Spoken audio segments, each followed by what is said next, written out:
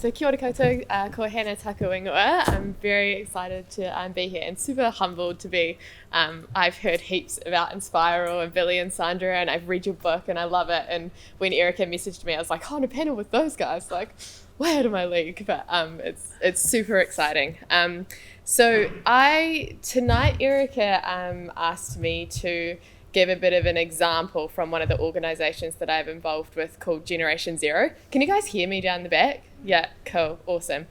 So this is very micro level, which is quite cool because I think everyone else has gone big theory, and this is just one example of an organisation who attempts to be non-hierarchical and decentralised in our decision making and governance. So yeah, I'll give you a quick introduction to what Generation Zero is, and I'll talk a little bit about some of the things in our organisational structure that I picked out of the Better Work Together book as an example, and then a few sort of pros and cons that came to my mind last night. And then I'm very happy, I'm based in Osasahi, so if anyone wants to chat after or catch up for a coffee, and if there's anything you think you can learn or want to hear more about, I'm very happy to chat. So Generation Zero, who's heard of Generation Zero? A few people, yes. Well, you guys are a good room. Usually people are like 3 people or something. So also just quick sort of disclaimer, I think part of being in a decentralized organization is everything's different and everyone's experience is different. So if someone watched this talk up in Auckland, Gen Zero, they'd be like, what on earth is she talking about? This isn't what our organization does. So this is really just a reflection on my experience of being part of this awesome organization. So Generation Zero, basically our mission is to have a future that's not shit. How we do this is trying to create a zero carbon world. We try and be creative and innovative. We really focus on solutions, so we try and come up with a solution and then push for that solution. We're youth-led. We try and be credible, rational and well-informed, and all of the work that we do is very science-based. And we are non-partisan, which is a really big core part of what we do. We try and work across all different organisations and groups. So what this looks like in practice is talking to a lot of people, businesses, governments. Most of the time it's governments and local council who we're banging on the door of. And we push for things that lower our carbon pollution. So a lot of stuff around cycleways, active transport, housing, and really pushing the government to have an actual plan for what we're going to do about this climate crisis that we're facing. So a very quick background. So in 2011, a group of people went across to some of the climate talks, came back and were like, the climate talks fell over as per usual, nothing was going to get done, and said we need to come up with a plan in Aotearoa and just get on with it. So Generation Zero was born, and since then we've run a whole bunch of things across the country, and so many different, probably thousands of volunteers have been involved in that. We've run conferences, we've done a Fix Our Future campaign, we ran a climate vote campaign with a lot of amazing allies in the climate space, climate challenge and all sorts of things. One of our most recent campaigns is the Zero Carbon Act campaign. Has anyone heard of the Zero Carbon Bill? Who put in a submission last week? Oh, gosh, you guys, 10 out of 10 fruit bursts for you after, if there's any. So the Zero Carbon Act basically was, well, we sort of saw it as it would achieve the goals of our organisation, which is to have net zero greenhouse gas emissions by 2050.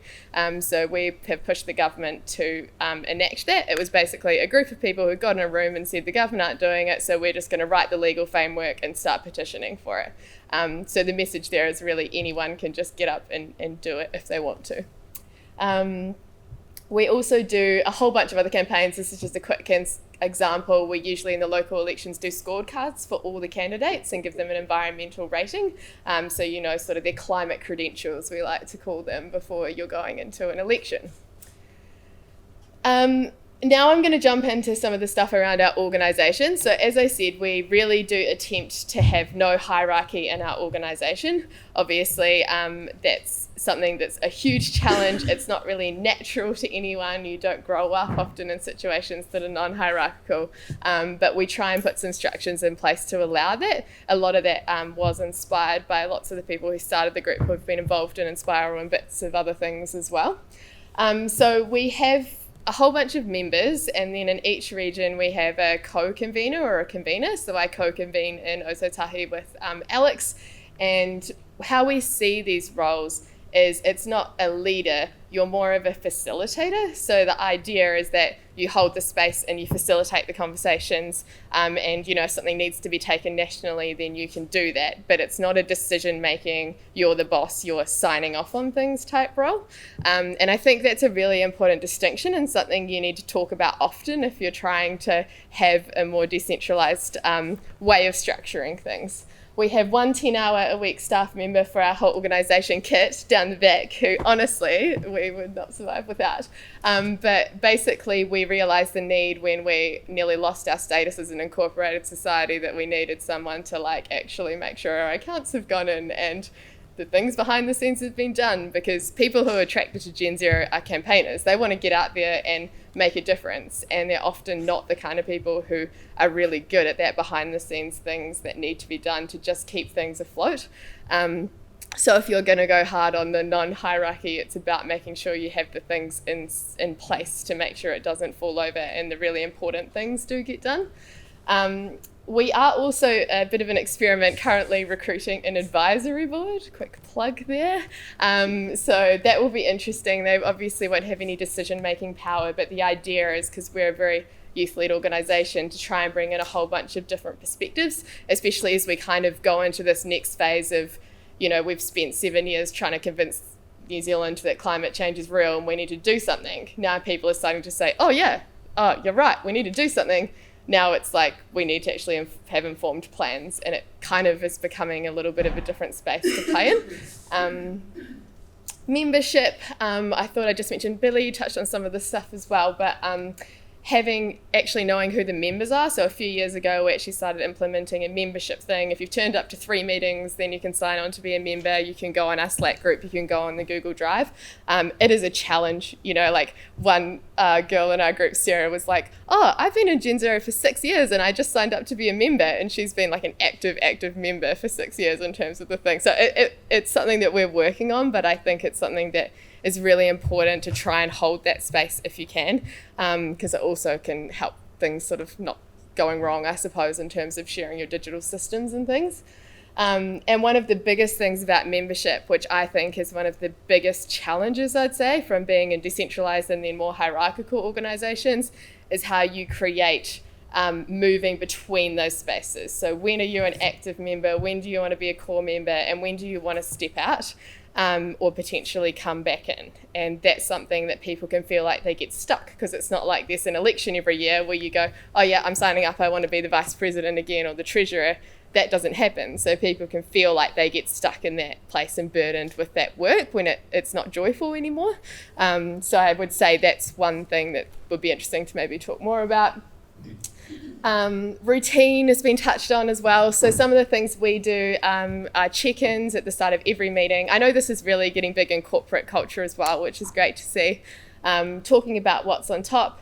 We also have a Care Labour Slack channel where people can just post if they're like, hey, I'm not feeling it over the next few weeks, I'm taking a step back. We have tried doing buddy systems. Sometimes it works for a while, sometimes it doesn't work, but it's important to attempt.